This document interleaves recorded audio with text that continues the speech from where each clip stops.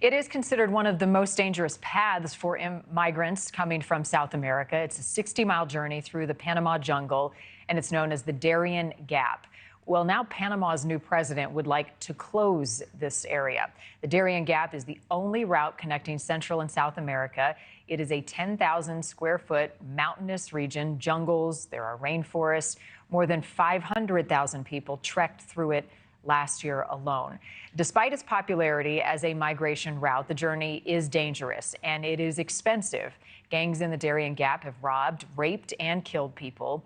And the price to cross varies from $125 to VIP routes for $1,000. Joining us now to talk more about what this means and how it could impact our southern border, former chief of the U.S. Border Patrol, Rodney Scott. Welcome as always, and thank you. How significant might this be to attempt to close the Darien Gap? Thank you for having me on today. This could be very significant. We're talking about a relatively narrow section of land that is literally an interstate highway for massive illegal immigration and crime. Just trying to patrol that area, it will be challenging. This isn't going to be something super easy. However, being able to control that and having a partner in Panama that actually helps stop illegal migration has historically been a very significant measure. But I've got to highlight, though, as long as the Biden administration intentionally chooses to release people that cross into the United States illegally, as your last story just highlighted, no amount of effort is going to stop this. It has to be a combined effort. There has to be consequences for illegal entry, and then we can leverage our other partners. I do want to touch on, too, if people look at these pictures, this is an extremely environmentally sensitive area. And what we see here in the U.S. is the illegal migration is spread over 2,000 miles, the southwest border. All these people are pouring through these small villages and these environmentally sensitive areas through this like 60 to 100 mile long section down in Panama. And it is literally completely destroying this area because of the massive people walking through. It needs to be shut off both from an environmental perspective, a humanitarian perspective, and a law and order perspective.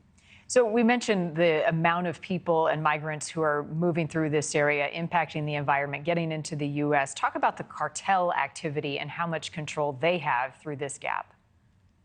So the cartels have significant control through this gap because, again, a lot of it is extremely rugged. Panama's kind of taken a hands-off approach, and it's been a combination literally between the non-governmental organizations, even the UN setting up camps to provide aid and maps to the migrants, and then basically handing them off unintentionally, potentially, but handing them off to the cartels who charge significant fees to get through this area. What I believe the new president of Panama is saying is he's going to do everything he can to actually enforce law and order and take Panama back from those cartels, and I would support that initiative. I think the U.S. could actually help him. Does that put a target on his back? I mean, is it a strong statement, but also a risky move? Oh, 100%, especially down in that part of the world. Similar down in Mexico, I never want to underestimate or understate the threat that people that actually want to enforce the law are putting themselves in. But he knows it's right for the country, and I really support his move. And somebody's got to stand up and fight back against the cartels. I'm glad he's doing it because our administration isn't. Logistically, how difficult will it be to shut off this path? So to completely shut it off is one thing, but to significantly reduce it and take away this just free flow, it's going to still be challenging, but it can be done. It's all about prioritization. Panama has stepped up and really restricted it in the past. And again, if we actually would provide Panama some support, some law enforcement support to do that, I think it would be significantly easier. What other areas would you like to see similar changes in the path to the U.S. and how people are getting here? Are there other nations that top that list that should be doing what we see Panama doing? Yeah, Mexico for one, and I'll back up to the last administration. When I was chief and during the last administration, we were actually trying to build out a Western Hemisphere security program where we were working with Mexico, Guatemala, Honduras, Panama, to make sure that we actually provided security as a team throughout the Western Hemisphere so we knew what threats were coming, just to control who and what was entering each one of those countries.